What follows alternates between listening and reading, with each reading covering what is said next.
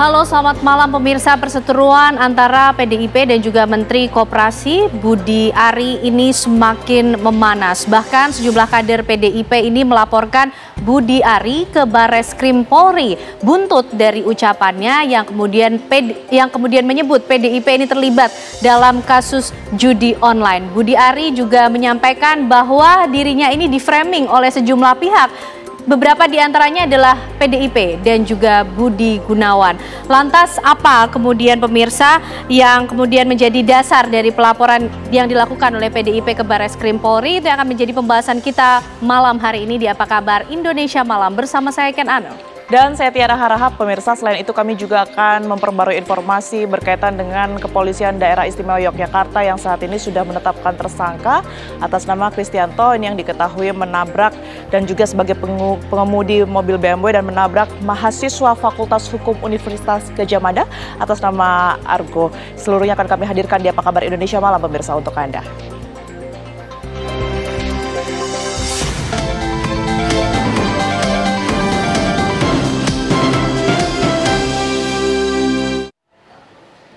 Kepolisian Sleman, Yogyakarta akhirnya menahan Kristiano Pangarapenta, tersangka penabrak mahasiswa UGM, Argo Eriko Afandi.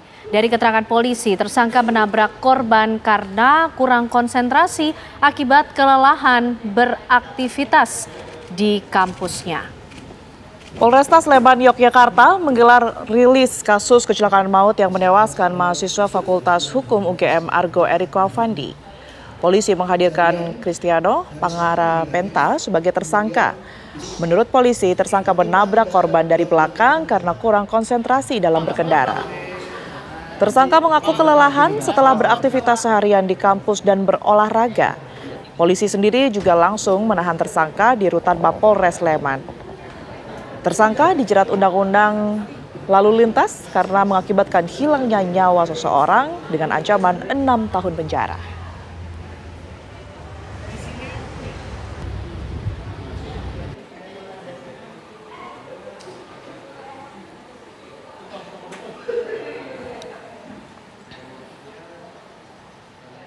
Sebelumnya, Kepolisian Yogyakarta menggelar olah tempat kejadian perkara kasus kecelakaan maut yang menewaskan mahasiswa UGM Argo Eriko Afandi.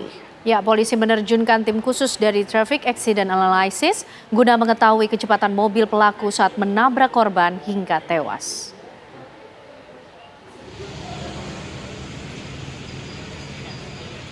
Olah tempat kejadian perkara digelar petugas Atlantas Polresta Sleman, dibantu Direktorat Lalu Lintas Polda Daerah Istimewa Yogyakarta pada Selasa siang. Olah TKP digelar di lokasi kecelakaan maut di Jalan Palagan, Ngagli, Sleman, Yogyakarta. Dalam olah TKP, polisi menerjunkan tim khusus dari Traffic Accident Analysis atau TAA. Tim tersebut bekerja dengan pendekatan ilmiah dan objektif, serta dilakukan secara scientific investigation. Dari tim nantinya akan bisa diketahui berapa kecepatan mobil yang dikendarai Kristiano Pangarapenta Tarigan saat menabrak korban Argo Eriko Afandi. Selain itu juga bisa diketahui bagaimana titik pengereman serta jarak antara kendaraan korban dan tersangka.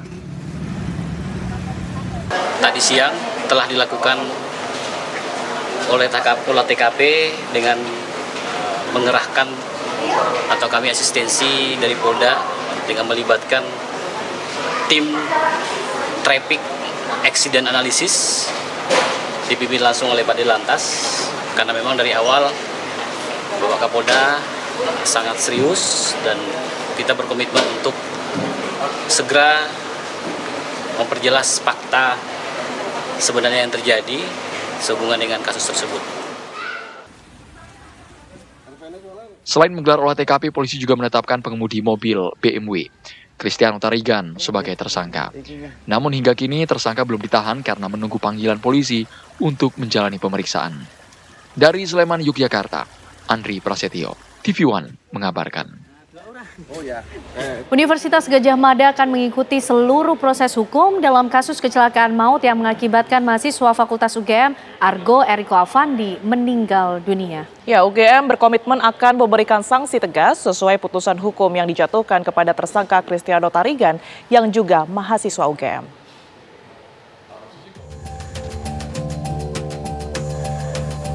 Kasus kecelakaan maut yang melibatkan 2 mahasiswa UGM hingga kini masih bergulir.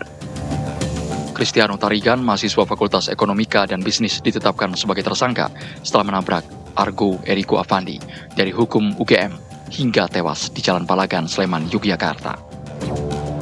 Pihak UGM akan mengikuti seluruh proses hukum yang saat ini masih berjalan di kepolisian.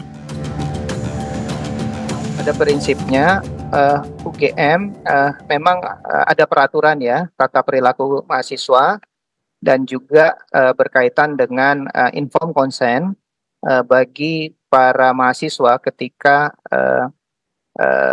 mau bergabung dengan UGM menjadi mahasiswa. Jadi ada informed consent. Nah, terkait dengan tindak lanjut nantinya UGM akan menindaklanjuti apabila sudah ada keputusan yang berkekuatan hukum tetap. Saya termasuk ke dalam golongan keluarga menengah ke bawah karena ayah saya sudah meninggal dunia sejak tahun 2014. Keluarga besar UGM, khususnya prodi hukum, sangat kehilangan atas berpulangnya Argo yang dikenal sebagai sosok berprestasi dan aktif di kampus. Dari Sleman, Yogyakarta, Andri Prasetyo, TV One mengabarkan. Kita beralih ke informasi lainnya, pemirsa. Kader Partai Solidaritas Indonesia, Dian Sandi Utama, kembali diperiksa sebagai saksi dalam kasus tudingan laporan ijazah palsu Presiden ke-7 Indonesia, Joko Widodo, yang dilaporkan di Polda Metro Jaya. Dalam pemeriksaan kedua ini, Dian Sandi membawa 2 alat bukti berupa 2 flash disk berisikan file video dan dokumentasi pembahasan ijazah palsu Jokowi. Selain melengkapi berkas perkara pemeriksaan sebagai saksi, kedatangan pengunggah pertama ijazah Presiden Joko Widodo ini untuk memberikan barang bukti tambahan. Ini mau doorstop di sini atau apa? Mau jalan? Mau lihat?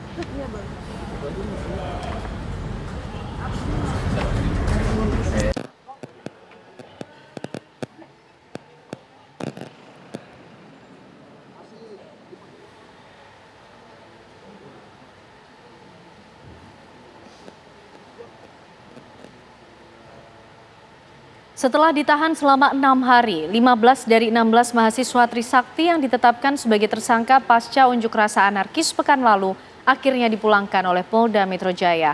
Pemulangan para mahasiswa dilakukan setelah penangguhan penahanan yang diajukan tim hukum dikabulkan oleh penyidik. Satu persatu 15 dari 16 mahasiswa Trisakti ini keluar dari ruang tahanan Polda Metro Jaya. Mereka menghirup udara bebas setelah 6 hari ditahan, sementara seorang mahasiswa lain belum dibebaskan karena masih diperlukan pemeriksaan lebih lanjut. Pembebasan ke-15 mahasiswa Trisakti ini disambut oleh rekan sesama mahasiswa dan orang tua yang menunggu di depan rutan Polda Metro Jaya. Pemulangan para mahasiswa dilakukan setelah penangguhan penahanan yang diajukan tim hukum dikabulkan penyidik. Orang tua mengaku proses pembebasan berjalan lancar dan berharap kejadian ini dapat menjadi introspeksi bagi anak-anak mereka. Meski telah dibebaskan, ke-15 mahasiswa Trisakti ini harus menjalani wajib lapor 2 kali dalam sepekan karena mereka masih berstatus sebagai tersangka penghasutan, pengeroyokan, dan melawan petugas.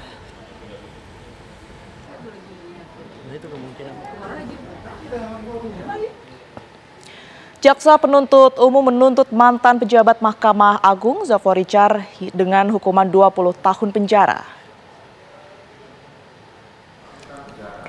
Jaksa juga menuntut Zarof membayar denda sebesar 1 miliar rupiah, subsidiar 6 bulan penjara. Jaksa menyatakan Zarof Richard terbukti secara sah dan meyakinkan menerima gratifikasi dalam penanganan perkara kasasi dengan terdakwa kasus pembunuhan Gregorius Ronald Tanur. Menurut jaksa, Zarof terbukti bermufakat jahat untuk menyuap Hakim Agung Susilo yang menangani perkara Tanur pada tingkat kasasi. Zarof juga didakwa menerima gratifikasi sebesar 915 miliar rupiah dan 51 kg emas dari sejumlah pihak yang sedang menjalani perkara.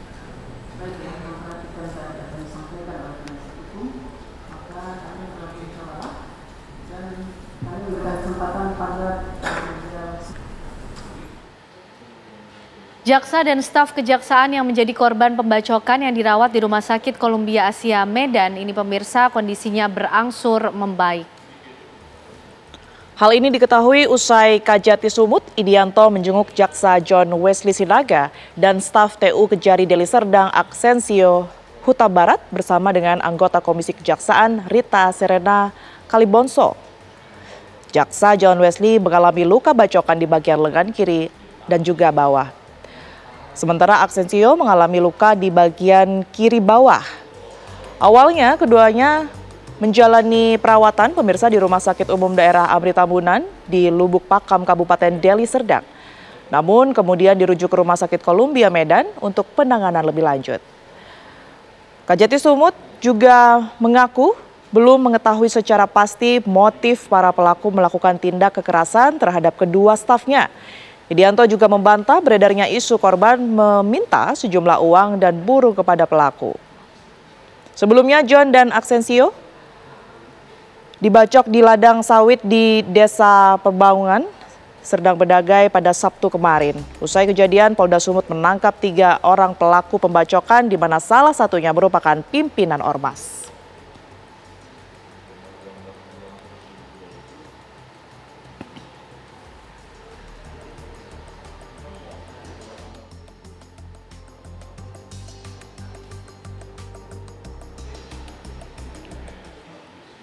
Polisi mengungkap kronologi pembacokan staf Pusat Data Statistik Kriminal dan Teknologi Informasi Kejagung yang terjadi di kawasan Pengasinan Sawangan. Peristiwa ini terjadi pada Sabtu 24 Mei dini hari pukul 02.30 waktu Indonesia Barat. Bermula dari korban yang baru saja pulang bekerja, kemudian berteduh di sebuah warung kopi dikarenakan hujan yang cukup deras.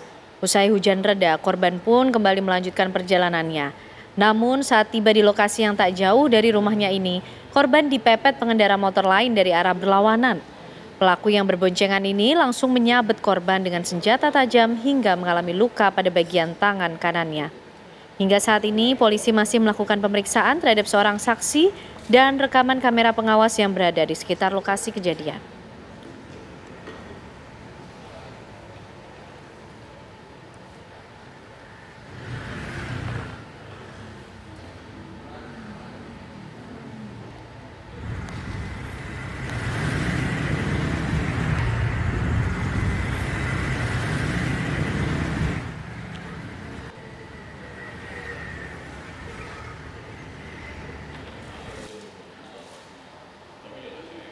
Informasi lainnya pemirsa, Wakil Presiden Republik Indonesia Gibran Rakabuming Raka meninjau alur pelabuhan Pulau Baai Bengkulu dan mengunjungi warga korban gempa.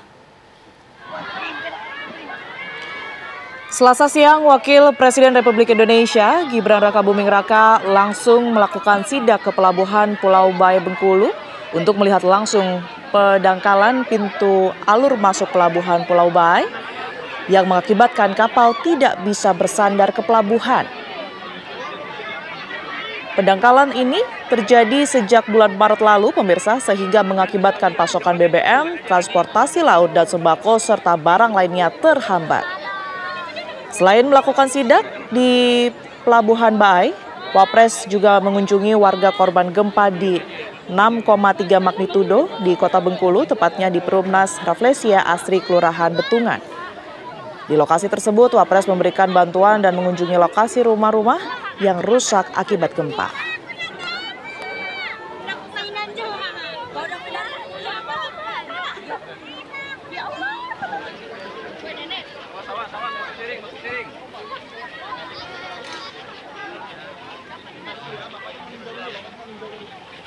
Jangan dekat ya, cukup ya. Tentu aja ya, maju lagi ya. Ya, usai jeda pemirsa, apa kabar? Indonesia Malam masih akan kembali menemani Anda dengan sejumlah informasi lainnya. Pemirsa, nama Budi Aristiadi mencuat dalam dakwaan jaksa terkait skandal suap situs judi online. Saat menjabat sebagai Menteri Komunikasi dan Informatika, Budi Ari disebut berperan aktif dalam sistem penyaringan situs judol di institusi yang ia pimpin. Jaksa bahkan menyebut Budi Ari mendapatkan jatah terbesar dari bandar judol. Namun, salah seorang terdakwa yang merupakan mantan anak buah Budi Ari ini membantah dakwaan jaksa itu.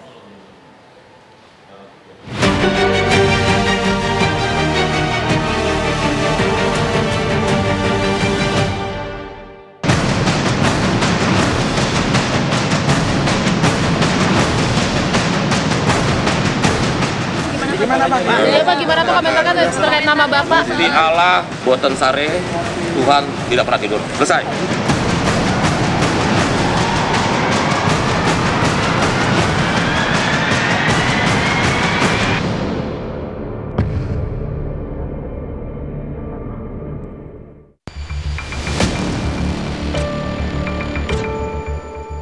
Menteri Koperasi Budi Ari Setiadi kembali tersenggol tudingan kasus judi.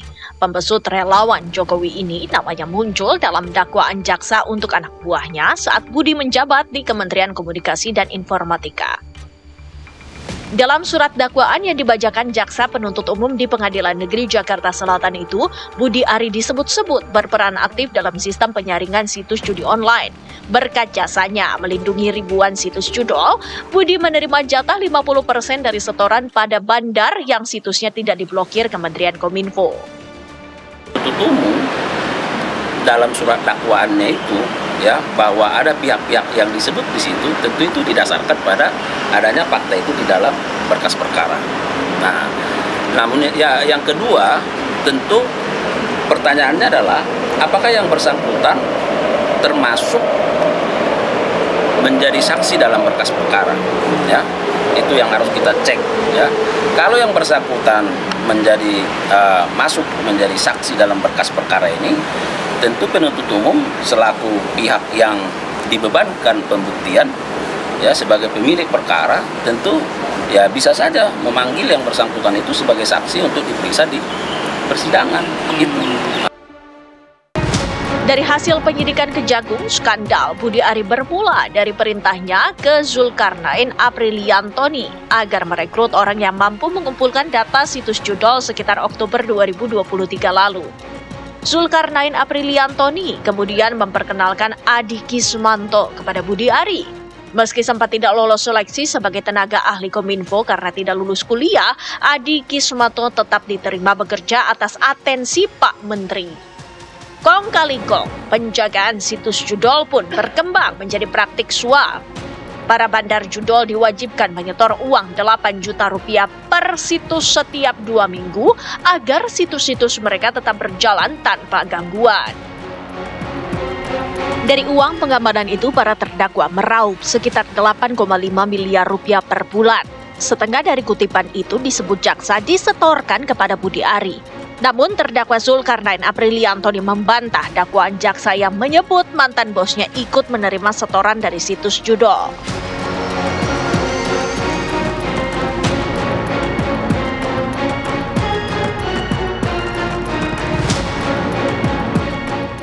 Nanti aja, enggak. Bapak yang disebut dalam dakwaan gimana Pak? Ya Pak, gimana tuh komentarnya terkait nama Bapak? Di Allah buatan sare, Tuhan tidak pernah tidur. Selesai.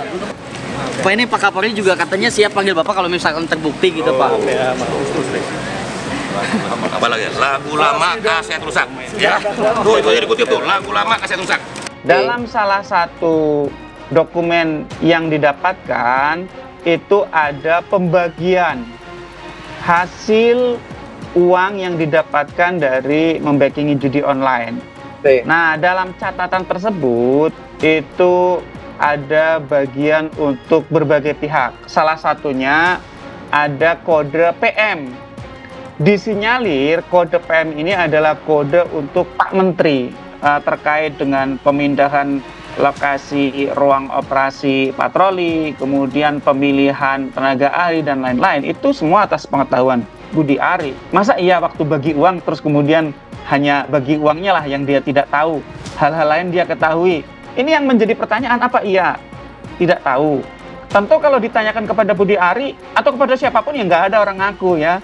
Sehingga pengakuan itu bukan seharusnya yang dikejar oleh penyidik. Yang dikejar oleh penyidik adalah alat-alat bukti. Meski nama Budi Ari muncul berulang kali dalam dakwaan suap situs judol, namun hingga kini penyidik kepolisian belum menindaklanjuti temuan tersebut dengan memeriksa maupun menetapkan Budi Ari sebagai tersangka. Ya, tentunya kita mengikuti proses sidang, nanti petunjuk dari hakim seperti apa. Yang jelas pernah kita periksa dan tentunya mungkin akan kita konfirmasi ulang apabila menghadap petunjuk. Ya sampai sekarang kasus pemberantasan judi online ini saya melihatnya masih hanya menyasar level-level operator maupun level-level bawah. Tinggal kemauan dan integritas dari penyidik kepolisian mau mengejar atau menuntaskan atau tidak. Kalau tidak menuntaskan ya cukup berhenti sampai di sini saja, selesai gitu. Hanya sekedar memunculkan seremonial saja terkait dengan upaya pemberantasan judi online ini. Tapi secara substansi judi online ini masih terus bergulir. Sama seperti saat ini, meskipun beberapa personil Kominfo sudah ditangkapi, situs-situs judi online kan masih banyak beredar sampai sekarang.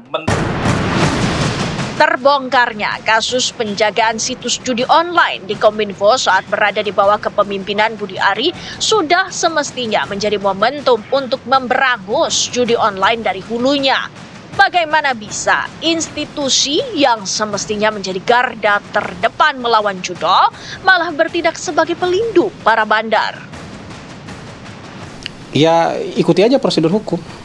Ya kita kan nggak mengintervensi proses hukum. Makanya saya bilang yang salah akan kelihatan salah ketika proses hukum ini berjalan. Yang tidak salah juga jangan dipaksain bersalah. Yang tidak salah juga akan kelihatan tidak bersalah kalau dalam proses hukum kan gitu. Ke depan akan sangat bergantung apakah penyidik akan mendalami ya peristiwa pidana ini atau hanya berhenti pada level operasional seperti ini, para pelaku pelaksana di lapangan, tidak sampai kepada intelektual dadernya, tidak sampai kepada siapa yang memberi perintah, siapa yang memberi restu, siapa yang mengamankan. Nah, juga sejauh ini penyidik tidak menggunakan Undang-Undang TPPU, tindak pidana pencucian uang, itu juga cukup disayangkan. Mengapa? Karena kan ini uang besar, ya kita tahu dari PPATK informasinya peredaran uang judi online itu 600 triliun. Nilai suap yang dibayarkan oleh para bandar kepada para pegawai di Komdiji ini juga nilai suapnya miliaran rupiah. Banyak sekali gitu ya, besar sekali, bahkan puluhan miliar rupiah. Apa iya ini hanya dinikmati di level pelaksana? Ya itu pertanyaan yang harus dijawab oleh penyidik. Polisi telah menetapkan total 28 tersangka dalam kasus penjagaan situs judi online. Mereka terdiri dari 9 pegawai Kominfo, kementerian yang saat ini berubah nama menjadi Komdiji, dan 19 warga sipil. Selain aktor intelektual, penyidik juga harus menelusuri siapa saja bandar judi yang getol memberikan setoran. Sebab tanpa membabat bandarnya, situs-situs judi online yang merusak dipastikan akan terus merebak.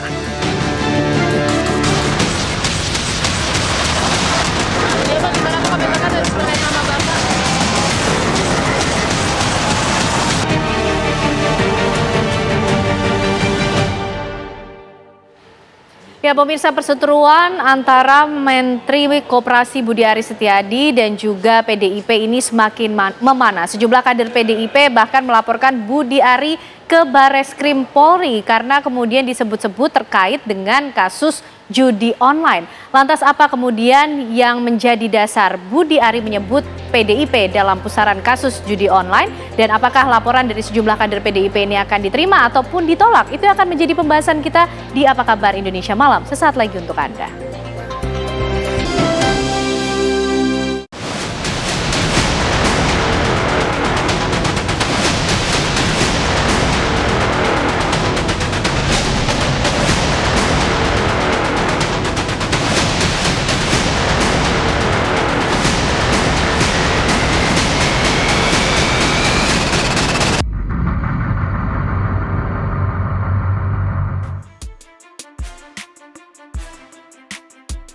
Perseteruan Menteri Koperasi Budi Ari dan PDI Perjuangan semakin memanas. Sejumlah kader PDI Perjuangan melaporkan mantan Menteri Komunikasi dan Informatika Kominfo ke Bareskrim Polri Selasa kemarin.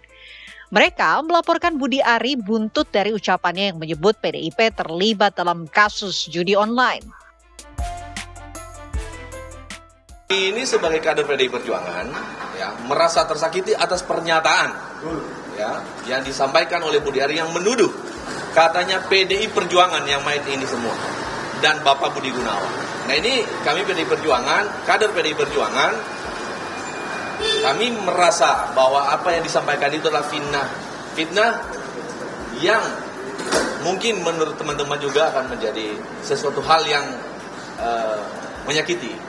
Bukti-bukti yang bisa kami sampaikan adalah ada video yang utuh, ada video, ada rekaman yang utuh pembicaraan yang Budi Ari dengan salah satu dari media juga. Nah dari situ kami membuat laporan. Selain dilaporkan ke polisi, Budi Ari juga dicecar anggota DPR PDIP saat sidang DPR. PDIP menuntut Budi Ari meminta maaf karena pernyataannya. Apalagi Bapak sekarang juga lagi nggak tenang pikirannya kan? Ya diserang sana sini. Betul kan Pak? Tenang ya Pak ya? Ya. Tapi kalau tenang jangan fitnah sana sini Pak.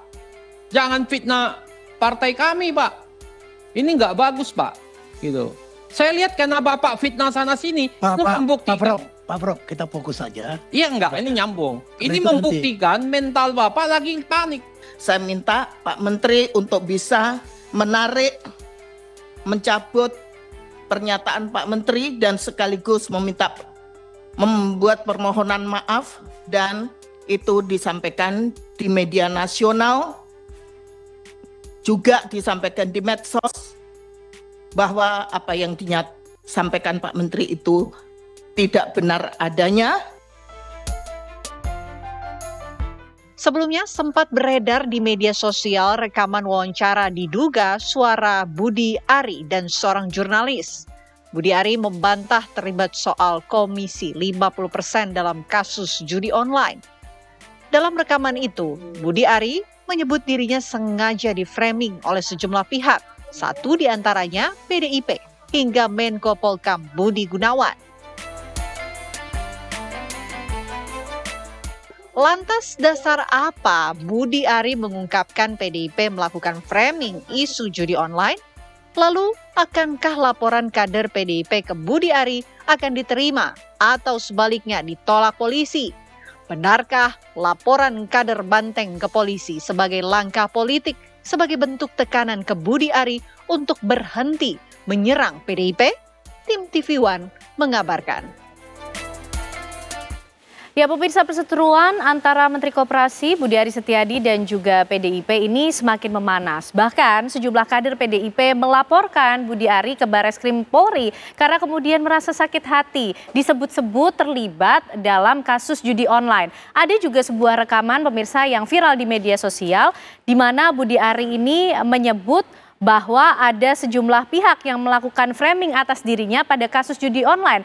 Pihak-pihak tersebut adalah PDIP dan juga Menko Polkam Budi Gunawan. Lantas apa kemudian dasar yang membuat Budi Ari ini menyebut PDIP kemudian melakukan framing atas dirinya? Apakah kemudian laporan dari sejumlah kader PDIP ini juga akan diterima atau justru ditolak? Itu akan menjadi pembahasan kita pemirsa malam hari ini di Apa Kabar Indonesia Malam bersama dengan sejumlah narasumber yang sudah hadir di studio TV One malam hari ini. Ada Bang Wiradharma Hareva, kuasa hukum dari PDIP. Selamat malam Bang Wira, sehat? Malam sehat. Terima kasih sudah hadir di Apa Kabar Indonesia Malam. Terima kasih. Dan juga terima kasih bergabung sudah bersama, diundang juga. Ya, terima kasih dan juga bergabung bersama kita ada Prof. Lili Romli, peneliti dari Ilmu Politik LIPI. Prof. Lili, apa kabar? Alhamdulillah sehat ya Prof, terima kasih sudah hadir sehat. lagi di Apa Kabar Sama-sama, Indonesia Malam. ya. Dan juga kita masih menunggu nanti kedatangan ataupun bergabungnya pihak dari Projo untuk bisa berdiskusi bersama kita. Tapi Bang Wira, kemudian ini 9 kader ya yang kemudian diinformasikan membuat laporan terhadap Budi Ari ke Barreskrim Polri. Ini kemudian buntut dari adanya nama PDIP yang kemudian disebut-sebut dalam kasus judi online, begitu? Ya, baik. Terima kasih. Pertama, saya ucapkan terima kasih sudah diundang ya. Lalu terkait pertanyaan Mbak Ane, Mbak Ken ya panggilnya ya. Jadi memang kemarin yang datang ke sana itu adalah kader semua. Ya. Sebenarnya kami datang itu semua totalnya ada 10. Ya. Tapi 2 di luar, yang 1, yang 8 masuk. Ya. Memang awalnya kami mau membuat laporan itu kalau diperkenalkan oleh polisi kemarin ya satu-satu. Tapi dengan komunikasi dengan penyidik di dalam, akhirnya kan dibuat laporan itu hanya dalam satu saja. Oke. Ya, hanya satu saja. Akhirnya laporan kami diterima. Gitu. Nah, tadi pertanyaan dasarnya apa? Dasarnya adalah ucapan yang disampaikan oleh Budi Ari itu dalam percakapan dengan salah seorang wartawan ya. Ada wartawan, dan wartawan itu juga sempat kami konfirmasi, benar gak? Dan membenarkan bahwa itu adalah rekaman yang dia buat bersama dengan Budi Ari. Oh, jadi bahkan justru sudah melakukan klarifikasi langsung kepada wartawan yang bersangkutan ya, Bang betul, Wira? Betul. Nah, tadi juga saya berharap sebenarnya kalau bisa diundang sini juga. Oke. Ya, tadi untuk itulah. Lalu memang apa yang menjadi dasarnya? Dasarnya adalah ada ucapan Budi Ari itu yang mengatakan bahwa ini framing yang dilakukan oleh PDI Perjuangan dan Budi Gunawan. Ya, tapi kami fokus ke PDI Perjuangan karena kami kader ya. Jadi kami fokus ke situ. Framing yang dibuat oleh PDI Perjuangan untuk mencatut namanya. Lah, alasannya apa? Ya Budi Ari yang tahu. Karena kenapa? Ini kan dakwaan. Bukan baru datang sehari 2 hari dibuat, enggak. Dakwaan itu muncul setelah melalui tahapan. Ada penyelidikan dari kepolisian, ada penyidikan. Baru muncul jadi penuntutan. Di dalam penuntutan itu menyebutkan bahwa ada biaya penjagaan website. Ya, kalau nggak salah di situ disebutkan juga 8 juta per website. Dikalikan berapa. Nah, totalnya uangnya itu... Total uang dari seluruhnya penjagaan itu kalau nggak salah 46 miliar. Ada di dakwaan itu. Dijelaskan juga di situ kemana aja. Oke, baik. Ada yang 20%, ada 10%. Ada yang 50% ke Budi Ari. Oke, itu dakwaan yang bicara, bukan kami. Baik, sampai di situ dulu Bang Siap. Wira. Karena kita akan mengundang satu lagi narasumber untuk bergabung bersama kita malam hari ini dalam diskusi. Ada Mas Freddy Alex Damanik, Wakil Ketua Umum Projo. Selamat malam. Mas Alex, apa kabar? Sehat? Silahkan Mas Alex bergabung dalam diskusi kita malam hari ini. Tadi kita sudah dengarkan ya dari sisi PDIP, kemudian yang sudah membuat laporan ke Barreskrim. Mas Alex baru duduk tapi kita langsung harus tanya, betulkah rekaman yang viral di media sosial itu adalah suara Pak Budi Ari Setiadi yang kemudian menyebut bahwa PDIP melakukan framing terhadap dirinya? Ya, jadi terima kasih. Mohon maaf saya terlambat. Perlu kami sampaikan Budi Ari baru saja melakukan katakan tabayun ya kepada Pemret ataupun dan wartawan media online ya yang apa namanya diduga menyebarkan menyebarkan rekaman tersebut. Nah, rekaman tersebut adalah komunikasi privat, komunikasi pribadi ya antara Budi Ari dengan Pemret dan wartawan tadi. Ya, kepentingannya apa? Kepentingannya adalah Budi Ari ingin mengklarifikasi sekaligus mempertanyakan kenapa apa namanya media tersebut menulis berita ya dengan judul yang fantastis ya. Apa judulnya Mas Alex? Jadi gini, buset, ex-Menkominfo Budi Ari Setiadi, Budi Ari menerima jatah pengamanan judul 50%. Nah, jadi Budi Ari berkomunikasi dengan mereka mempertanyakan kenapa kalian tulis seperti itu ya. Tidak ada di dakwaan yang menyebutkan seperti itu. Ya, tidak ada di dakwaan. Jadi kalian udah memframing saya. Kalian jangan ikut-ikutan. Itu hanya permainan mereka yang ingin menarik-narik saya. Siapa mereka itu Mas Alex? Itu loh yang si terdakwa itu.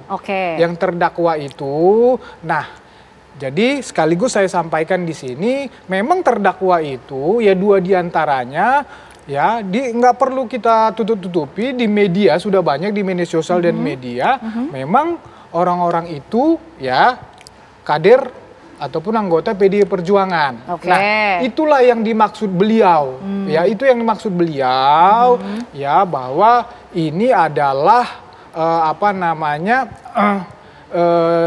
yang main ini mereka itu sengaja mau oknum begitu sebetulnya yang dimaksud. Jadi sekaligus saya mau klarifikasi yang dimaksud Budi Ari di sini adalah bukan PDIP secara institusi, namun adalah orang-orang itu, pribadi-pribadi itu, ya oknum-oknum itu yang memang hari ini dan kemarin-kemarin mereka itu terdakwa dalam kasus judi online ini. Budi Ari sangat kecewa kepada mereka, dia merasa dikhianati. Memang ini temennya dulu ya, dari zaman PDIP ini udah temennya, makanya diajak untuk ngebantu, tetapi ternyata mengkhianati, nusuk dari belakang. Malah ya di situ dikatakan di waktu pemeriksaan, di penyidikan, mungkin di dakwaan juga ya, mereka sebut-sebut nama Budi Ari, padahal Budi Ari sama sekali tidak mengetahui ya, tidak menyuruh, meminta, bahkan tidak ada menerima sama sekali. Kan Mas begitu. Alex, artinya Pak Budi Ari ini yang dimaksud dalam kemudian ungkapan yang viral di media sosial kan, kalau yang ditangkap menyebut PDIP ya, tidak secara spesifik pribadi-pribadi yang tadi disebutkan oleh Mas Alex. Termasuk juga ada nama Menko Polkam Budi Gunawan di situ. Iya. Kebenarannya seperti apa, Mas Kalau Alex? kita lihat rekaman itu ya, di depan ini orang-orang itu kan ada terdakwa itu, dia sebut di situ, dia sebut memang PDIP, tapi itulah konteksnya yang dia maksud adalah itu oknum-oknum tadi ya, pribadi-pribadi tadi. Nah, untuk Pak Budi Gunawan kita juga belum mendapatkan penjelasan bagaimana, tetapi yang perlu kami sampaikan adalah bahwa ini komunikasi privat. Jadi tidak ada niat, tidak ada keinginan Budi Ari untuk ya menyerang kehormatan, untuk mencemarkan, untuk memfitnah. Kalau itu memang untuk niatnya memfitnah, menyerang kehormatan atau mencemarkan nama baik, harusnya itu dilakukan di ruang publik. Ini konteksnya percakapan privat begitu ya, Mas Alex, meskipun ada nama kader PDIP dan Budi Gunawan di situ betul disebut oleh Pak Budi Ari. Iya, percakapan privat. Baik, sampai di situ. Bang Wira, seperti apa? Ini konteksnya menyebut pribadi kok, tidak PDIP secara kemudian kepartaian begitu. Seperti apa, Bang Wira? Baik. Saya akan membantah juga tadi apa yang disampaikan. Ada beberapa poin tadi yang memang mudah-mudahan Bang Alex sudah melihat dan membuat juga kata per kata yang membuat itu. Tapi kami sudah buat karena kami membuat laporan. Sudah ditranskrip begitu ya? Sudah Bang kami Wira, bikin transkripnya. Itu. Jadi kalau disampaikan bahwa tidak ada menunjukkan PDI Perjuangan, itu adalah salah. Justru terang di dalam itu, di percakapan itu menyampaikan PDI Perjuangan yang otaknya. Saya tidak mengatakan tidak ada menyebut PDI Perjuangan. Dibetulkan maksudnya, konteksnya adalah saya menyatakan PDI Perjuangan yang dimaksud di situ konteksnya adalah orang per orang. Saya menjelaskan itu membenarkan yang dalil yang tadi. Tetapi faktanya di dalam transkrip itu, pembicaraan itu menyebut jelas. Baru sekarang sadar, ini terlambat sadar nih. Terlambat sadar nih. Jadi pada awal dia bicara, dia emosi, marah-marah kepada wartawan itu. Nah, ada kelihatan sekali kok. Jadi itu kalau tidak menyebutkan tujuannya ke sana, ya sampaikan saja kepada yang bersangkutan. Jangan menyebutkan PDI Perjuangan. Sehingga kemudian tidak bias maknanya. Iya, betul. Jadi fokus dia, ya. Itu yang pertama. Yang kedua terkait dengan apa tadi yang disampaikan, bahwa ini orang PDI Perjuangan. Coba, ini juga fitnah juga. Bisa dicek sekarang, punya KTA enggak? Gitu loh. Jadi itu bicara di sana, kami terbatas ada komunikasi kita, pembicaraan kita di sini. Kalau dia mengatakan bahwa itu orang-orang PDI Perjuangan, saya tantang sekarang. Silakan cek. Tunjukkan katanya. Tunjukkan ada katanya nggak? Baik, kalau memang benar dia pakai baju partai, boleh-boleh saja dia bisa beli di mana, atau dia pernah gabung dengan acara pada PDI Perjuangan, bisa-bisa saja. Tapi kalau dia mengatakan bahwa orang-orang itu PDI Perjuangan, dia harus membuktikan, harus ada KTA seperti kami kemarin. Kami kader. Kami punya KTA, semua yang ada di sini semua kader. Itu nanti kita harus buktikan. Tapi satu lagi kalau memang dikasih kesempatan terkait dengan tadi privat. Mungkin nanti Prof lebih jauh. Kalau kita bicara masalah privat itu, kalau masih di dalam otaknya, di dalam pikirannya, itu masih privat. Tapi kalau dia udah sampaikan ke pihak lain, itu udah umum. Itu pengertiannya di dalam dikatakan umum. Bukan berarti saya harus buang panggung ke situ, saya harus bicara di depan panggung, kan begitu kira-kira. Cukup dulu di situ. Prof Lili sudah di tengah nih, harus menengahi apa yang terjadi. Kita melihat perseteruan antara PDIP dan juga Budi Ari sampai sejauh ini seperti apa, Prof? Kondisinya? Iya, sebenarnya ini kan tidak baik ya. Di tengah-tengah Indonesia sedang mencoba untuk mempersatukan para elit bersama-sama untuk membangun bangsa negara ini. Tetapi kemudian di antara elit ini terjadi kegaduhan dan menimbulkan konflik baru. Nah, tentu saja peristiwa ini kan timbul konflik antara Pak Menteri, Pak Budi Ari dengan PDIP. Nah, PDIP melakukan pembelaan ya wajar gitu. Karena memang secara khusus untuk PDIP menjadi citranya buruk, jelek. Nah, secara umum untuk partai-partai politik. Apalagi berdasarkan survei terbaru indikator politik kan tingkat kepercayaan terhadap partai politik terendah. 65 ya. Dengan kasus ini nambah memperburuk. Gitu. Maka menjadi penting untuk PDIP maka menjadi penting ini respon atas hal ini. Menjadi penting merespon ini, karena kalau tidak maka di dunia medsos kan pasti liar yang sudah dikatakan. Segala tuduhan, stigma bisa muncul berbagai macam terhadap PDIP. Nah itu secara khusus, secara umum tuh ternyata partai-partai politik dalam rangka untuk pembiayaannya melakukan tindakan-tindakan yang ilegal. Kan itu tidak baik, itu tidak baik. Itu satu sisi. Sisi lain juga saya kira ini memberikan semacam dampak negatif buat Pak Prabowo, pemerintahan Pak Prabowo. Ternyata Pak Prabowo kan sudah berulang-ulang agar bicara secara hati-hati, agar membangun komunikasi yang baik. Belum kering ucapan itu muncul peristiwa ini. Itu kan sama juga quote and quote menampar gitu, atau mengabaikan kata-kata yang dikemukakan oleh Pak Prabowo. Nah, yang ketiga tentu kan ada keinginan Pak Prabowo dengan PDIP itu untuk menciptakan hubungan yang baik. Terus nah, ini merangkul sebetulnya. Untuk merangkul. Ini bisa menjadi kerikil juga gitu. Membuat tadinya sudah firm untuk bergabung. Wah, ini jadi mengambil langkah mundur lagi gitu. Baik, Prof. Jadi maju mundur lagi nantinya. Baik, kita akan lihat kemudian bagaimana sebetulnya makna konteks komunikasi yang coba disampaikan oleh Budi Aris Setiadi, kemudian bagaimana juga langkah PDIP ke depan, karena kemudian Mbak Puan Maharani juga sudah meminta untuk dilakukan klarifikasi. Begitu ya. Nanti usai jeda pemirsa kami akan kembali hadir untuk Anda.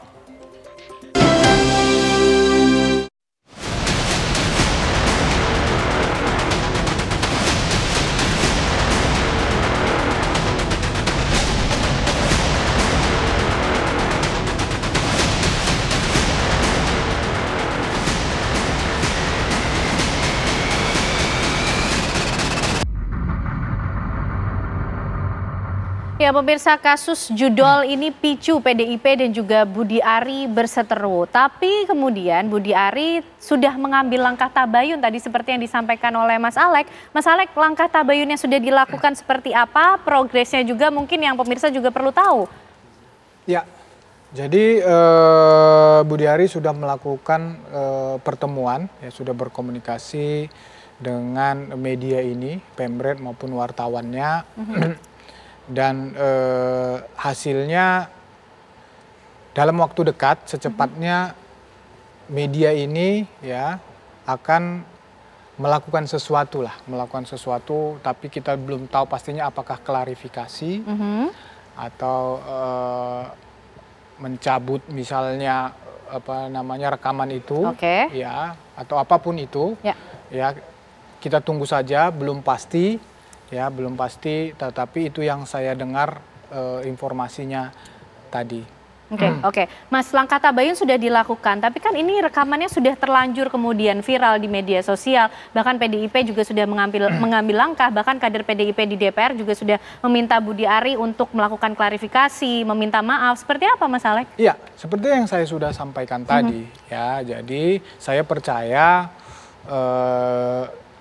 Pak Budi Ari akan melakukan setelah nanti ada misalnya klarifikasi dari media ini, ya Pak Budi Ari akan melakukan komunikasi politik dengan para politisi PDIP ini. Dan saya juga yakin Budi Ari akan melakukan juga penjelasan kepada publik ya, tetapi dia memang masih menunggu ini katakanlah kalau klarifikasi nanti dari media ini.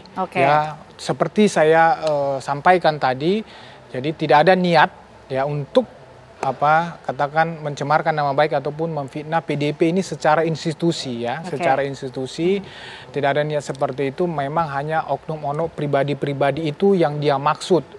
Benar, pada saat itu kan saya sudah sampaikan tadi konteksnya, dia katakan kesal melihat kenapa judul begitu bombastis ya, menyerang, memframing dia, padahal saat itu dia sedang mendapatkan tugas khusus di Vatikan, bahkan sedang katakanlah fokus-fokusnya membangun Kopdes Merah Putih.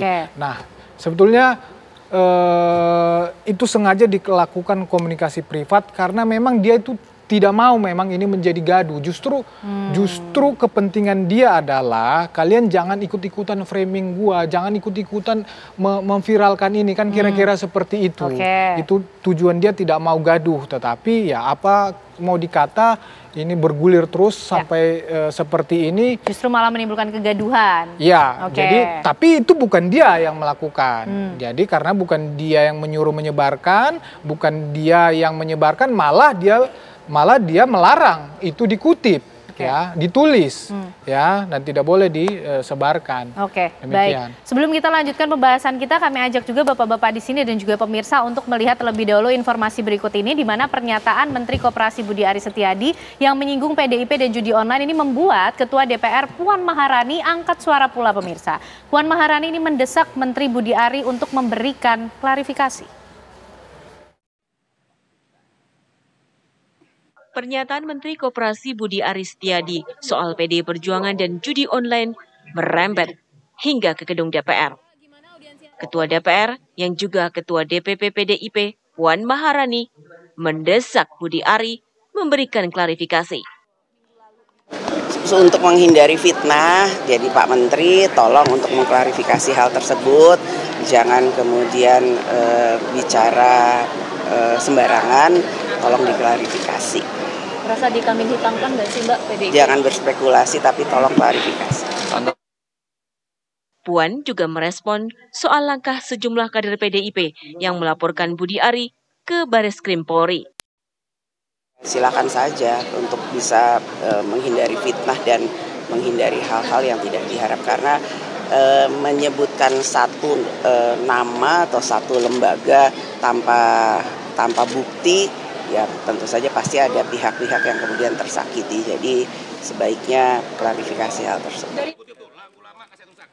Puan meminta media untuk menanyakan langsung isu tersebut kepada Menteri Koperasi Budi Ari.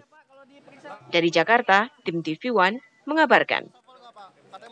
Oke, Mas Alek mungkin merespon apa yang disampaikan oleh Mbak Puan ya. Ini bahkan mendesak Menteri Koperasi Budi Ari Setiadi untuk melakukan klarifikasi supaya tidak menjadi fitnah. Apapun lah disebut tadi, nama ataupun lembaga, diminta klarifikasinya begitu. Karena ya kemudian ada pihak-pihak yang tersakiti, maka Budi Ari diminta untuk meminta maaf begitu.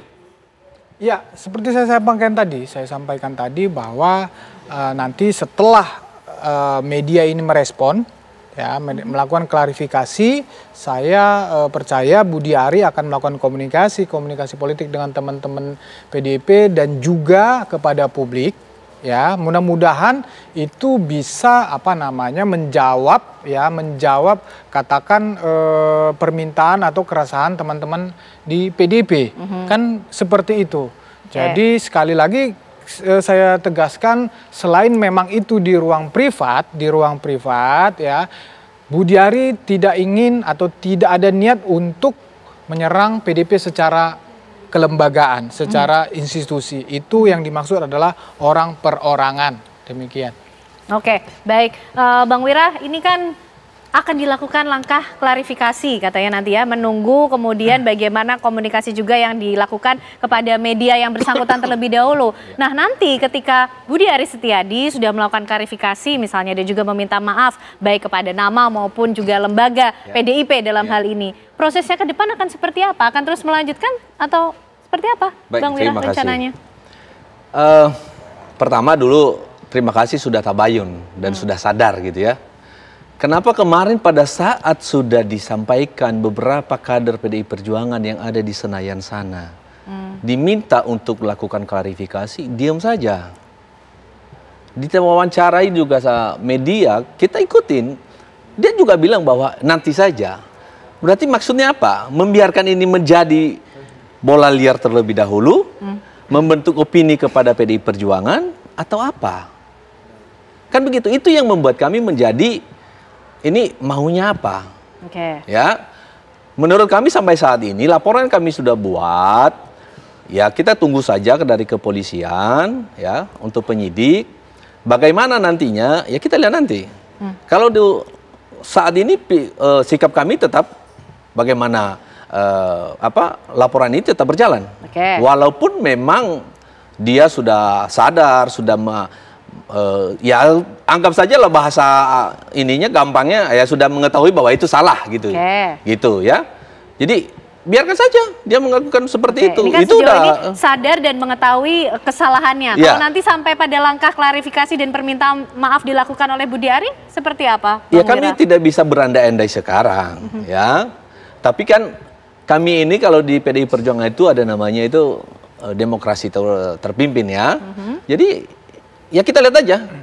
Kami sekarang tidak bisa berandai-andai. Oh besok kami cabut dia begitu, nggak bisa begitu. Kita lihat keseriusannya.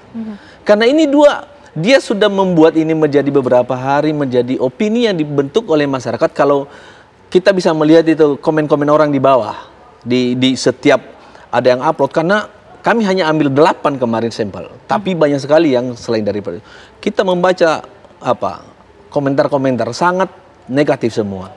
Ya. Dan apalagi saat ini, ya kita semua melihatlah bahwa PDI Perjuangan saat ini bukan penguasa, ya justru sendiri sekarang PDI Perjuangan. Maka dari itu sangat terdampak, ini menjadi penting. Maka semua itu kader-kader baik di daerah, di pusat, kami semua ini ya tersinggung dengan fitnah seperti itu. Kita sekarang sedang berhadapan dengan begitu begitu kuatnya saat ini ya. Tapi ada lagi yang seperti ini. Ya kami, saya dan teman-teman yang lain itu merasa, waduh, kita mencoba diam sebentar, melihat situasi, tapi kok ada terus gitu loh. Ya mau tidak mau, sudah dikasih kesempatan, itu dari tanggal 21. Baru kita buat kemarin, tanggal 27. Ya, tanggal 27. Ya kan? Ada beberapa hari sebenarnya jeda, ya dikasih, yang kita berikan kesempatan. Yang diharapkan, ada langkah klarifikasi minimal, ada klarifikasinya. Gitu kira-kira. Baik. Prof, ini kan terjadi karena mungkin kelalaian atau kesalahan dalam komunikasi politik begitu ya Prof Willy. Masing-masing pihak nampaknya sudah menyadari. Yang satu menyadari adanya kesalahan mungkin dalam mengkomunikasikan. Yang satu juga menyadari posisinya sekarang bukan partai penguasa sehingga hal ini menjadi penting untuk direspon. Bagaimana Prof kemudian ini nanti akan berlangsung ke depan? Komunikasinya harus seperti apa? Ya, saya kira adat ketimuran harus dikedepankan gitu. Saya sih berharap memang apa yang dikemukakan oleh Pak Said Abdullah, kan salah satu pimpinan DPP PDIP, bahwa Pak Menteri ini salah ucap gitu kan.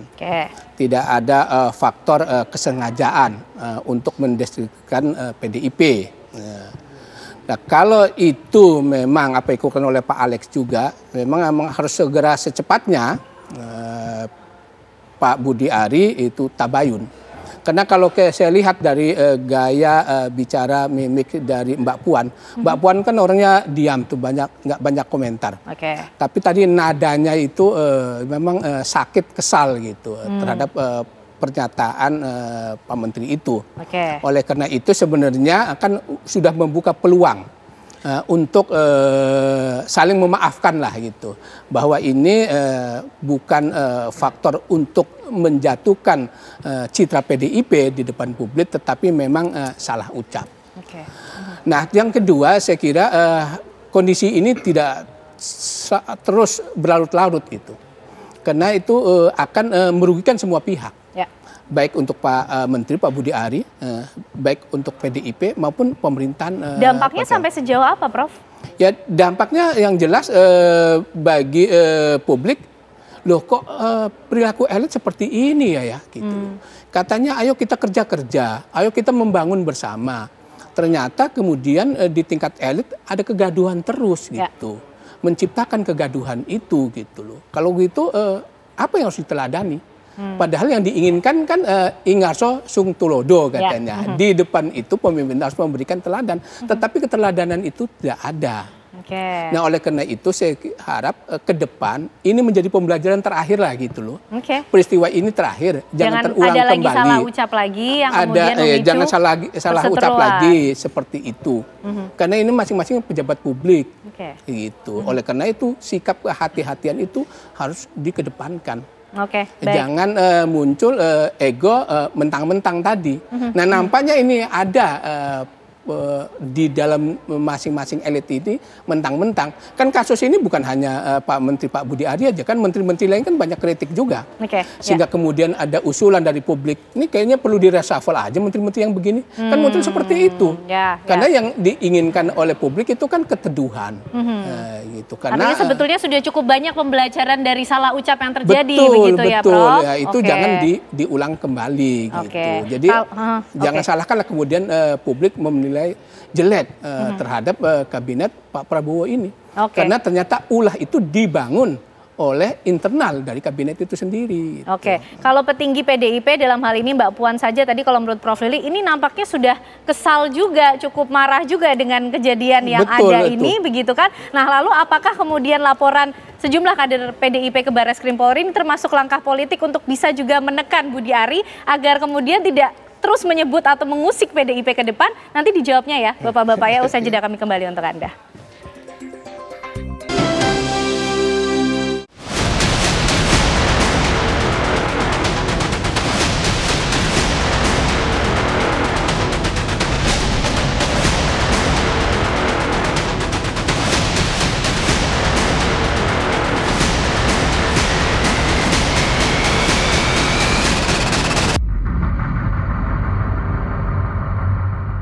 Ya, kita akan lanjutkan pembahasan kita pemirsa mengenai judul yang ternyata memicu perseteruan antara PDIP dan juga Budi Ari ini pemirsa. Tapi kita juga ingin tahu begitu pentingnya kemudian hal ini menjadi perhatian dari PDIP, Bang Wira, sehingga sejumlah kader partai ini melakukan pelaporan ke Barreskrim Polri terhadap apa yang sudah kita tahu rekaman tersebut yang disampaikan oleh Budi Ari Setiadi. Apakah ini juga termasuk langkah dari PDIP yang cukup serius supaya kemudian tidak ada lagi orang-orang bermain-main atau menyebut-nyebut PDIP sembarangan begitu, apalagi dalam kasus-kasus yang akhir-akhir ini menyita perhatian publik? Baik, terima kasih. Jadi gini, kita sebenarnya bukan sok ini juga ya bahwa ada orang lain yang bisa. Silakan saja berekspresi itu silakan saja, tapi jangan membuat fitnah gitu loh. Jangan membuat fitnah ya yang bisa membuat kita ini menjadi apa namanya ya tersinggung gitu ya. Kita memang semua ini kader-kader ini memang ya kita marah. Kemarin sudah dikasih kesempatan. Ini sebenarnya dari 21 itu, tanggal 21 itu sampai kemarin. Sudah sangat soft sekali bagaimana sikap yang kita ambil sebenarnya. Tapi nggak ada reaksi apa-apa. Dan juga itu sudah hasil komunikasi dengan para petinggi partai juga ya, kemudian langkah-langkah yang diambil. Kami yang kemarin datang itu, kader ini kemarin yang memang datang ke Barreskrim itu, kami hanya melaporkan. Izin, kami akan melakukan langkah hukum. Karena kami melihat ini tidak ada reaksi apa-apa, kami akan mau marah. Tapi bagaimana? Kami diarahkan kalau memang kalian tersinggung, silakan tempuh jalur hukum yang benar. Oke, dengan kami mendengar seperti itu ya sudah. Setelah itu kita komunikasi, ya kami mau menyampaikan pemberitahuan. Kami memberitahu kami melakukan langkah-langkah ini. Silakan. Kita marah, tapi jangan kita marah di luar. Kita marah. Kita melalui jalur hukum. Proses hukum, ada proses hukum. Jangan asal tuduh dan segala macam. Jangan bikin kisruh, jangan bikin menjadi masalah menjadi besar. Udah silakan kepada pihak berwajib, silakan kepada penyidik, kepolisian dalam hal ini. Kalau memang itu ada yang salah, silakan mempertanggungjawabkan salahnya. Dipanggil, silakan datang. Kan begitu. Tidak ada, kita harus menjatuhkan. Enggak, kita nggak ada politik apa-apa. Kalau memang ada orang yang berpandangan seperti ini kita lembaga politik. Tapi langkah yang kami ambil pure adalah tindakan hukum. Ya, kalau ada yang menilai silahkan saja. Tapi arahan dari petinggi PDIP sendiri seperti apa Bang Wira untuk bisa memproses kasus ini ataupun mungkin fitnah ya kalau kemudian dinilai oleh PDIP, sampai sejauh mana kemudian arahan dari petinggi PDIP yang kemudian disampaikan kepada para kader? Iya, tidak ada arahan khusus. Yang khusus adalah jangan ribut di luar. Ada jalurnya, tempuh jalur yang ada. Negara ini punya jalur, kita ini negara hukum, tempuh itu. Kalau Anda tidak mau tempuh ya jangan marah-marah di luar itu. Itu aja. Mas Alek, ini sejauh ini ditempuhlah jalur hukum karena ini kemudian sudah masuk pencemaran nama baik, dinilai kemudian menjadi fitnah. Ke depan langkah Budi Aris Setiadi yang kemudian akan dilakukan untuk menghadapi ini semua seperti apa Mas Alek? Ya, terima kasih. Jadi memang itu hak teman-teman atau kader PDIP ya. Kita juga hargai itu. Termasuk juga permintaan politisi-politisi ketika di politisi PDIP ketika di Komisi 6 ya, termasuk juga Mbak Puan, tapi kita juga sangat respect dengan tadi ya Bang Said Abdullah ya. Beliau menganggap tidak percaya kalau itu niat Budi Aris seperti itu, dia menganggap salah ucap dan justru terima kasih. Jadi bahkan beliau cenderung tidak setuju upaya hukum ini. Tapi itu biasa seperti itu.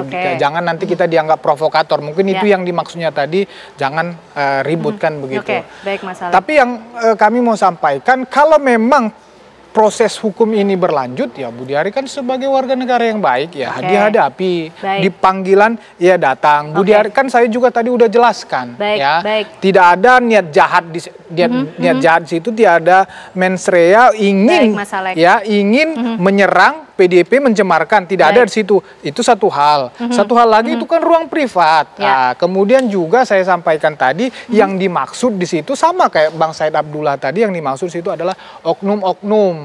Baik Mas Alek, kita akan tunggu itu kesiapan dari Pak Budi Ari. Prof Lili, ini apakah kemudian bentuk langkah politik yang diambil PDIP untuk menunjukkan bahwa tidak hati-hati pihak-pihak kalau ingin menyerang PDIP? Bagaimana Prof? Menutup singkat saja Prof. Ya, saya lihat seperti itu. Ini langkah politik bagi PDIP, karena kalau dibiarkan maka PDIP akan mengalami delegitimasi di masyarakat. Dan itu akan merusak dan membangunnya susah sekali. Oleh karena itu langkah yang dilakukan oleh para kadernya itulah bagian dari untuk mewujudkan agar PDIP tetap di mata publik itu sebagai partai yang berintegritas. Itu satu. Yang kedua juga dengan kasus ini saya kira ada blessingnya juga buat PDIP di tengah-tengah ada serangan-serangan ini, maka kan semakin diserangkan semakin bersatu gitu. Nampaknya soliditas itu makin tinggi buat PDIP, apalagi menjelang Kongres yang konon gitu, ujian kekompakan juga. Jadi ada blessingnya juga gitu dengan kasus ini. Baik Prof. Kita tunggu nanti bagaimana kemudian langkah Budi Ari yang rencananya akan melakukan klarifikasi, apakah itu betul-betul akan terjadi, dan kita lihat juga bagaimana langkah PDIP ke depan. Terima kasih Bang Wira, Prof Lili, Mas Alek malam hari ini sudah bergabung bersama kami di Apa Kabar Indonesia Malam. Sehat selalu semuanya, dan usai jeda pemirsa, Apa Kabar Indonesia Malam masih akan kembali hadir dengan sejumlah informasi lain, termasuk informasi dari Hercules, Ketua Umum Ormas Grip Jaya yang menemui mantan Kepala BIN Jenderal TNI Purnawirawan Sutioso. Sesaat lagi informasi selengkapnya. Anda kembali di Apa Kabar Indonesia Malam pemirsa. Hercules, Ketua Umum Ormas Grip Jaya menemui mantan Kepala BIN Jenderal TNI Purnawirawan Sutioso. Pertemuan antara Hercules dengan Sutioso berlangsung di rumah Sutioso di kawasan Cibubur, Jakarta Timur. Dalam kesempatan tersebut, Hercules menyampaikan permintaan maaf atas ucapannya yang sempat menyinggung Sutioso.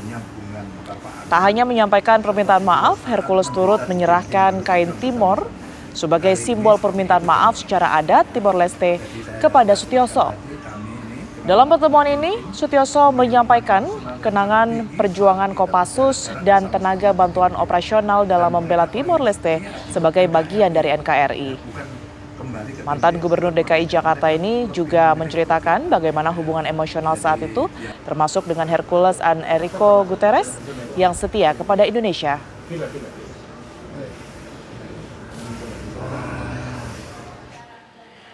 Presiden ke-7 Republik Indonesia Joko Widodo buka suara terkait hasil survei Lembaga Indikator Politik Indonesia yang menyatakan 66,9% responden tidak percaya mantan wali kota Solo itu telah memalsukan ijazah. Survei diikuti 1.286 responden yang diwawancarai melalui sambungan telepon dengan metode sampel double sampling dengan margin of error 2,8% dan tingkat kepercayaan 93%. Hasilnya, 66,9% responden tidak percaya Jokowi memalsukan ijazahnya.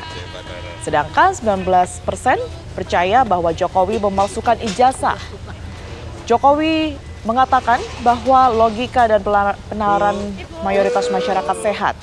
Jika ijazah tersebut palsu, jelas tidak masuk. Sehingga banyak yang tidak percaya kalau dirinya memalsukan ijazah. Sehat selalu, Bu. Ikut libur. Ya, artinya masyarakat memiliki logika dan penalaran yang sehat. Memiliki logika dan penalaran yang sehat. Artinya itu. Karena logikanya memang tidak masuk. Saya kira 68% menyampaikan ketidakpercayaannya. Tapi juga masih ada yang percaya, Pak? Ya, pasti ada yang pro, ada yang kontra, ada yang percaya, ada yang nggak percaya. Tapi semuanya nanti kita serahkan pada proses hukum. Nanti di pengadilan akan terbuka semuanya secara jelas dan gamblang, terang benderang semuanya. Karena di situ pasti nanti ada fakta-fakta, ada bukti-bukti, ada saksi-saksi, semuanya akan dibuka di sidang. Presiden Prabowo Subianto menerima kunjungan Presiden Republik Prancis Emmanuel Macron di Istana Merdeka. Dari Istana Merdeka, Macron kemudian mengunjungi Universitas Negeri Jakarta. Presiden Prancis Emmanuel Macron mengunjungi Universitas Negeri Jakarta dalam rangkaian kunjungannya ke Indonesia. Saat tiba di kampus UNJ, Macron disambut antusias oleh para mahasiswa dan pelajar. Mahasiswa yang menyambut kedatangan Macron berebut ingin bersalaman dan berfoto. Macron tak segan menyapa mahasiswa UNJ dan siswa Lab School Jakarta. Bahkan Macron terlihat menggunakan ponsel milik salah satu siswa untuk berfoto selfie. Selanjutnya, Macron berjalan menyapa warga kampus lain yang telah menunggu kedatangannya. Macron terlihat menyalami mereka satu persatu dan kembali berfoto bersama. Rektor UNJ mengatakan kunjungan Presiden Prancis Emmanuel Macron ke Universitas Negeri Jakarta diharapkan dapat membuka peluang kerjasama bilateral dalam bidang pendidikan dan penelitian yang selama ini sudah terjalin antara UNJ dengan pemerintah Prancis. Sebelum mengunjungi Universitas Negeri Jakarta, Presiden Macron telah terlebih dahulu bertemu dengan Presiden Prabowo Subianto di Istana Merdeka Jakarta. Macron datang bersama istrinya Brigitte Macron. Kunjungan Presiden Macron beserta delegasi ke Jakarta yang berlangsung pada 27 hingga 29 Mei 2025 itu merupakan rangkaian lawatan luar negeri Macron di kawasan Indo-Pasifik. Sebanyak 11 nota kesepahaman ditandatangani antara pemerintah Indonesia dengan pemerintah Prancis. Pertemuan bilateral kedua negara ini dilakukan setelah Presiden Prabowo Subianto dan Presiden Emmanuel Macron melangsungkan pertemuan 4 mata di ruang kerja Presiden. Sejumlah MOU pun disepakati kedua negara, mulai dari kerjasama di bidang pertahanan, pertanian, kehutanan, energi, ekonomi kreatif, kebudayaan, dan transportasi. Dalam sambutannya, Presiden Prabowo Subianto menyatakan Indonesia merupakan sahabat Prancis dan Presiden Macron merupakan Presiden Uni Eropa pertama yang melakukan kunjungan kenegaraan ke Indonesia. Presiden Macron adalah kepala negara pertama dari Uni Eropa yang berkunjung secara resmi ke Indonesia sejak saya menjabat sebagai Presiden Republik Indonesia. Ini membuktikan kedekatan dan persahabatan kita yang kuat antara dua negara kita. Sekali lagi terima kasih kunjungan kehormatan ini. Dalam pertemuan 4 mata antara saya dengan Presiden Macron, kami membahas secara intensif kondisi internasional, kondisi geopolitik dan geoekonomi, dan kami meninjau hubungan Indonesia dan Prancis yang penuh dengan persahabatan, saling menghormati dan saling mendukung. Rencananya besok Presiden Macron dan Presiden Prabowo pun akan mengunjungi Candi Borobudur. Kunjungan ke Candi Borobudur tersebut merupakan permintaan langsung dari Presiden Macron. Tim TV One mengabarkan. Pemirsa, malam ini informasinya Presiden Republik Prancis Emmanuel Macron ini tengah menghadiri jamuan makan malam bersama dengan Presiden Republik Indonesia Prabowo Subianto. Kita akan langsung mengupdate informasinya pemirsa bersama dengan rekan kami Haidar Fasyal yang saat ini berada di lokasi. Selamat malam Fasyal, seperti apa kemudian ini agenda malam ini yang berlangsung bersama dengan Presiden Republik Prancis Emmanuel Macron? Ya baik, Tiara dan juga pemirsa, memang kami dapat informasikan bahwa pada malam hari ini, tepatnya pukul 20.30 waktu Indonesia Barat, ini Presiden Macron dijadwalkan akan kembali datang ke Istana Negara Jakarta untuk mengakhiri giatnya pada hari ini, hari Rabu 28 Mei 2025 di Jakarta. Di mana memang kita ketahui bersama bahwa Presiden Macron sendiri sepanjang hari ini melakukan berbagai banyak sekali kegiatan seperti tadi pagi hingga siang melakukan pertemuan kenegaraan di Istana Negara, lalu juga melakukan pertemuan-pertemuan bilateral yang kemudian dilanjut menuju ke Universitas Negeri Jakarta untuk kemudian meninjau secara langsung program studi bahasa Perancis dan juga melawat juga ke markas besar ASEAN. Dan pada malam hari ini nanti Presiden Perancis Emmanuel Macron akan tiba di Istana Negara untuk menghadiri jamuan makan malam bersama dengan Presiden Prabowo Subianto dan juga jajaran Menteri Merah Putihnya. Hingga sampai saat ini, Tiara dan juga pemirsa, kami dapat informasikan bahwa kehadiran dari Presiden Perancis Emmanuel Macron ini belum terpantau di Istana Negara. Persiapan juga masih terus dilakukan. Kami baru melihat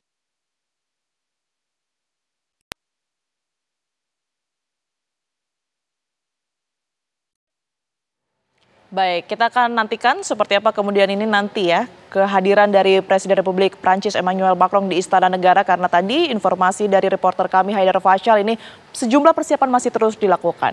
Kita beralih ke informasi berikutnya pemirsa, sejumlah remaja geng motor melakukan aksi teror menggunakan busur panah dan merusak sebuah minibus di Kecamatan Tanra Lili, Kabupaten Maros, Sulawesi Selatan.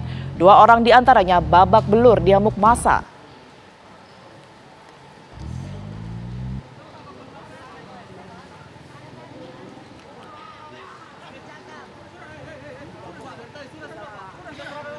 Dari rekaman video, terlihat pengemudi minibus berupaya mengejar dan menabrak rombongan geng motor yang merusak mobilnya. Sejumlah pelaku geng motor berhasil melarikan diri, namun 2 orang lainnya berhasil dihentikan warga. Kedua pelaku yang masih di bawah umur ini menjadi bulan-bulanan warga sebelum akhirnya diamankan ke Polres Maros. Keduanya kini menjalani pemeriksaan oleh unit PPA Polres Maros. Usai melakukan penyidikan cepat, polisi mengamankan 2 orang anggota geng motor lainnya yang melakukan peneroran dengan busur panah dan pengerusakan mobil warga.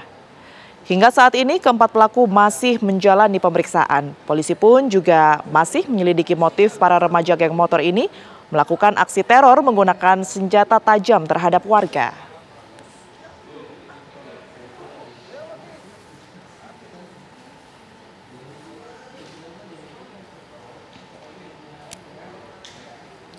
Tidak senang dipandangi seorang juru parkir menusuk sopir ojek online dengan pisau. Beruntung korban dapat menangkis dan melakukan perlawanan.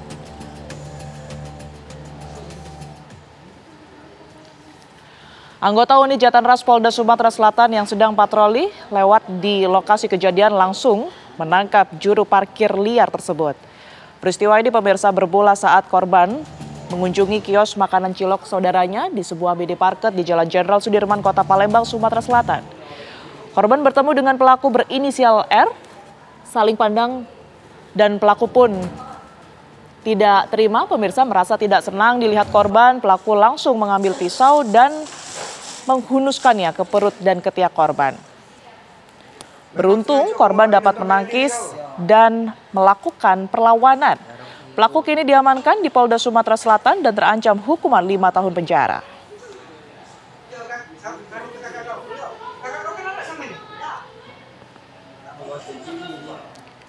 Di Jakarta Barat, pemirsa, sejumlah preman terlibat cekcok dengan pengendara lantaran tak diberikan uang di kawasan Mangga 2. Polisi gerak cepat mengamankan 5 pelaku pemalakan tersebut.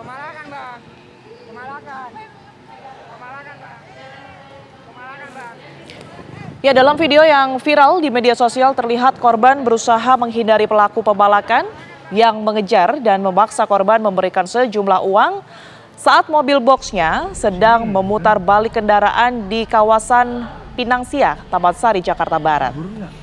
Petugas unit reskrim Polsek Taman Sari langsung bergerak cepat mengamankan 5 preman berkedok Pak Oga yang terlibat cekcok dengan pengendara mobil box tersebut. Pemalakan terjadi karena pengemudi mobil tersebut tak memberikan uang dan akhirnya terlibat cekcok dengan para pelaku. Saat ini pemirsa, kelima Pak Oga tersebut masih menjalani pemeriksaan dan rencananya akan dilakukan pembinaan.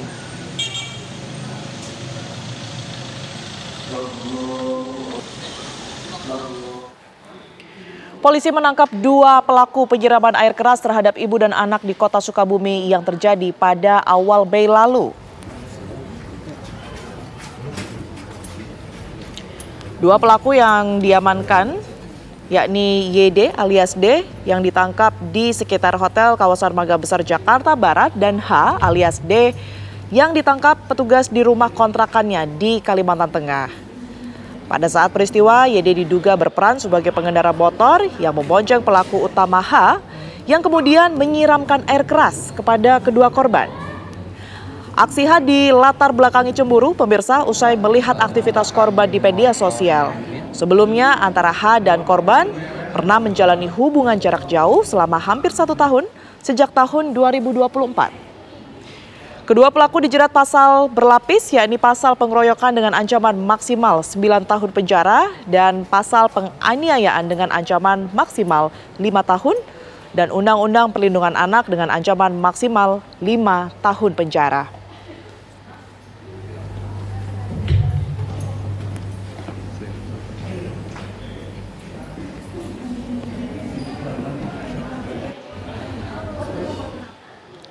Ya, kita akan langsung perbarui informasi pemirsa bersama dengan Ibtu Irfan Fahrudin yang merupakan KBO Reskrim Polres Sukabumi Kota. Selamat malam, Pak Fahrudin. Selamat malam, Bu.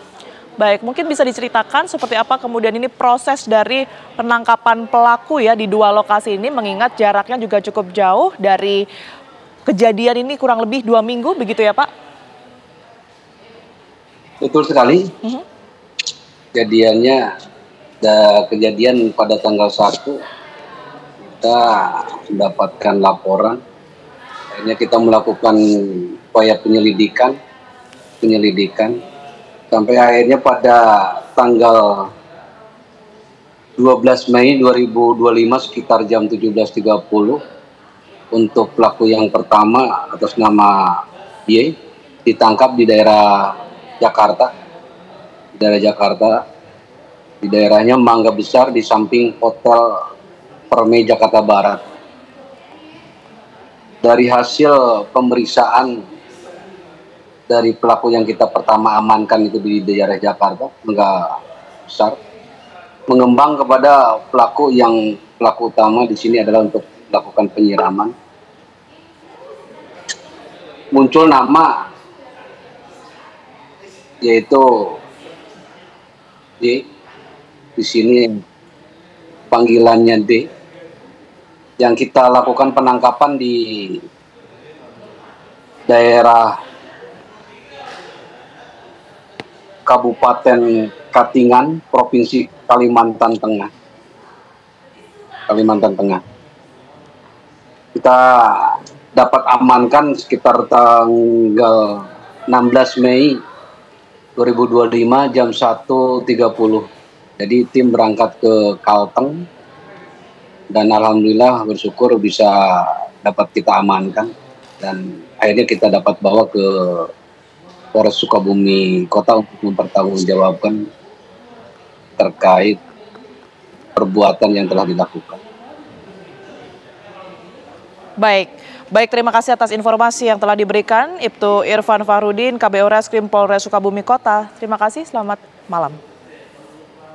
Selamat. Kita beralih ke informasi lainnya pemirsa. Tak terima ditegur karena masalah rumah tangga, seorang menantu di Pekanbaru nekat menganiaya ibu mertuanya hingga menderita luka lebam di sekujur tubuhnya.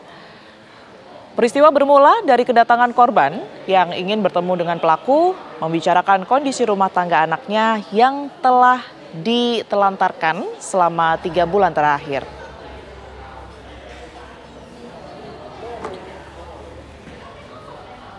Namun tak disangka pemirsa, situasi memanas hingga berujung pada tindakan kekerasan berupa cekikan dan pemukulan di bagian wajah korban.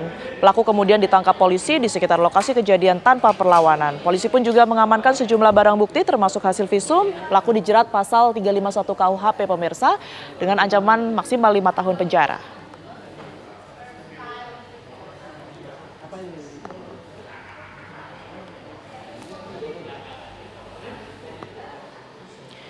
Petugas gabungan tim SAR mengevakuasi seorang warga di Padang, Sumatera Barat yang terjepit pohon besar setinggi 18 meter.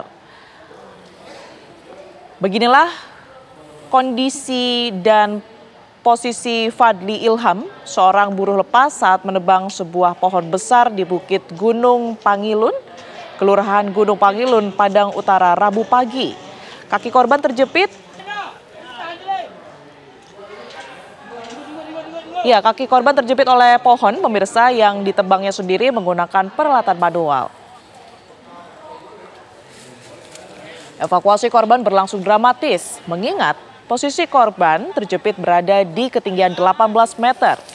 Usai dievakuasi, korban dilarikan ke rumah sakit terdekat untuk mendapatkan penanganan medis intensif.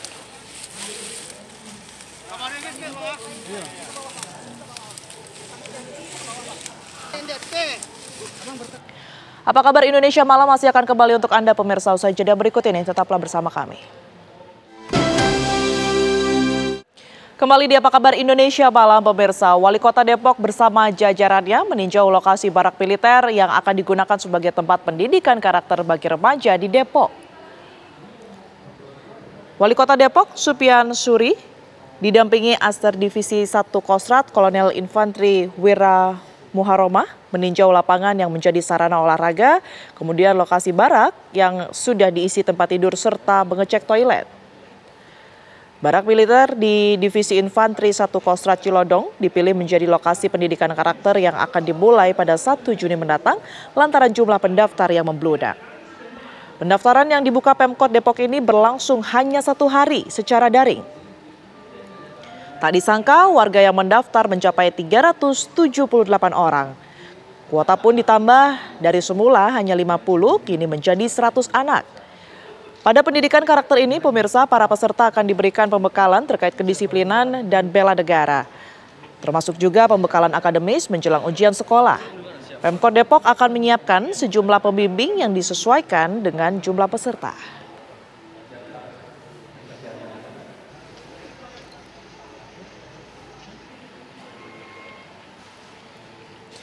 Pimpinan Muhammadiyah Jawa Barat mempertanyakan program pengiriman siswa bermasalah ke barak militer yang digagas oleh Gubernur Jawa Barat Deddy Mulyadi.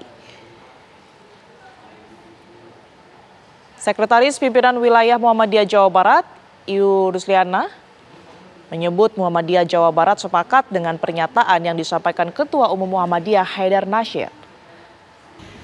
Program Gubernur Jawa Barat terhadap siswa bermasalah ini perlu dikaji ulang dan didiskusikan bersama dengan pihak-pihak terkait. Iu menyebut pemerintah Provinsi Jawa Barat harus melihat kepentingan seluruh anak, apalagi Kementerian Pendidikan Dasar dan Menengah telah mengembangkan 7 dasar kebiasaan baik anak. Sehingga hal ini harus selaras dengan program pemerintah pusat agar tidak terjadi pro dan kontra. Deddy Mulyadi sendiri mengklaim bahwa program membawa siswa bermasalah ke barak militer terbukti efektif dan akan terus dilanjutkan dengan sejumlah perbaikan.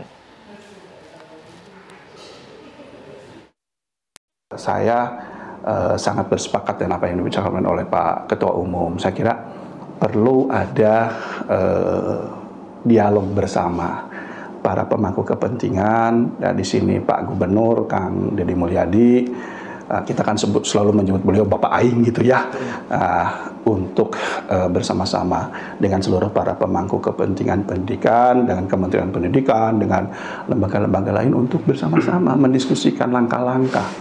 Sehingga tidak ada kesan persoalan pendidikan ini nuhiji ka kiri, nuhiji ka kanan gitu kalau bahasa Sunda. Tapi ada kolaborasi, ada sinergi, dan ini menjadi sesuatu yang tentu semangatnya kan bagus, sama semua untuk memastikan anak-anak Indonesia, wabil khusus di Jawa Barat, tumbuh berkembang.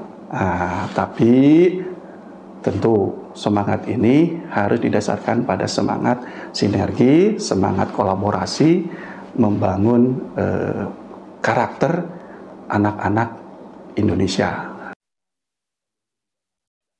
Jemaah haji lansia tersesat pergi jauh dari hotel. Petugas kesulitan mencari hotel tempat tinggalnya lantaran jemaah tidak bisa membaca dan menulis.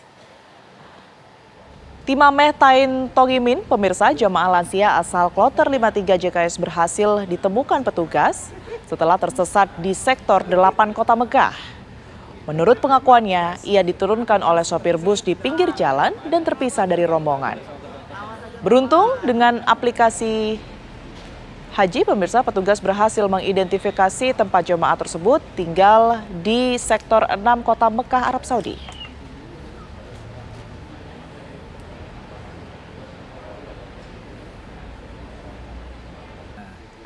Nanti kopernya ibu di sana dianterin, nggak usah khawatir. Kita kadang 1 sampai 2 hari kopernya. Kita akan langsung perbarui informasi, pemirsa, langsung dari Mekah, Arab Saudi bersama dengan rekan kami Senida Aditya yang sudah berada di sana. Assalamualaikum Senida, seperti apa kondisi Anda di sana dan juga berkaitan dengan paket sebelumnya ya, ini nampaknya ada jemaah yang tersesat. Apakah hal ini juga banyak dialami di sana? Ya, waalaikumsalam warahmatullahi wabarakatuh, Tiara. Alhamdulillah kondisi di sini kami para petugas tetap sedia, walaupun sedikit agak-agak flu, tapi kita tetap masih bisa bekerja dan membantu para jemaah. Nah, dapat saya kabarkan, memang sebelumnya kita akan mengabar tentang kondisi jemaah yang datang di Kota Mekah, itu sudah lebih dari 180.000 jemaah haji Indonesia memang sudah tiba berarti sudah sekitar 91% dari total 320 jemaah haji. Dan memang tadi pagi kita juga mendengar ada salah seorang petugas menemukan jemaah lansia dalam keadaan kebingungan di pinggir jalan ketika turun dari bus ini. Dan karena beliau juga baru saja tiba di Mekah bersama kloternya. Dan memang petugas itu langsung mengidentifikasi melalui aplikasi dan berhasil melacak jemaah berasal dari kloter mana, dia tinggal di hotel mana. Karena memang dengan aplikasi petugas haji ini kita dapat men-scan barcode dari kartu jemaah yang mereka gunakan. Dan ketika sudah menemukan hotel di mana dan sektor berapa, para petugas juga langsung mengantar ke hotel mereka dan mendampingi hingga kamar biasanya untuk memastikan benar-benar sudah sampai dengan selamat dan berada berkumpul bersama rombongannya. Dan ini memang merupakan peran aktif petugas di lapangan, bukan hanya petugas dari Linjam Kesehatan itu, ataupun kami dari pihak media pun.